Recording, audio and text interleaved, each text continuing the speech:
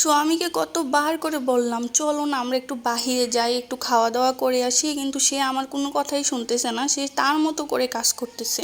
তাকে আমি অনেক রিকোয়েস্ট করতেছি, প্লিজ চলো না আমরা একটু বাহিরে যাই, একটু ঘুরে আসি। ফাইনালি অনেক রিকোয়েস্টের পর সে বলল ঠিক আছে চলো। তারপর হচ্ছে আমরা রেডি হলাম, রেডি হয়ে চলে যাচ্ছি একটু ঘোরাঘুরি করতে, একটু খাওয়া দাওয়া করতে। কিন্তু আমাদের এলাকাতে তো ঘোরার মতো ওইরকম কোনো প্লেস নাই, কোথায় ঘুরতে যাব। তারপরেও ভাবলাম যে ঠিক আছে চলো আমরা একটা রেস্টুরেন্টে যাই, গিয়ে ওইখান থেকে কিছু খেয়ে আসি। বাসার নিচে মানুষ এত বেশি কথা বলে যে ওদের জন্য আমি ভয়েসও ঠিকভাবে দিতে পারি না। যাই হোক, কিছু করার নেই, নয়েজের মধ্যেই আমাকে ভয়েস দিতে হবে, কারণ ভয়েস দেওয়ার জন্য তো আমি ওইরকম কোনো প্লেস খুঁজে পাবো না যেখানে গিয়ে আমি শান্তিতে ভয়েস দিতে পারবো।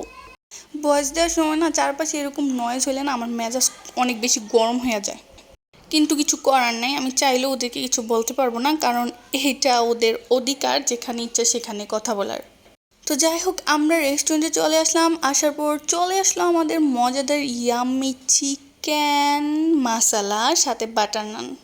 তারপর চলে আসলো চিকেন ফ্রাই। আমার অনেক দিন যাবত চিকেন ফ্রাই খেতে ইচ্ছে করতেছিল, তাই আমি চিকেন ফ্রাইও অর্ডার করে দিয়েছিলাম। তো কোনটা রেখে কোনটা খাবো বুঝতে পারতেছিলাম না, তারপর আবার অর্ডার করেছিলাম হচ্ছে মোরগ পোলাও। তো চিকেন ফ্রাই চিকেন মশলাটা মোটামুটি মজাই ছিল, কিন্তু মোরগ পোলাওটা একটুও মজা ছিল না।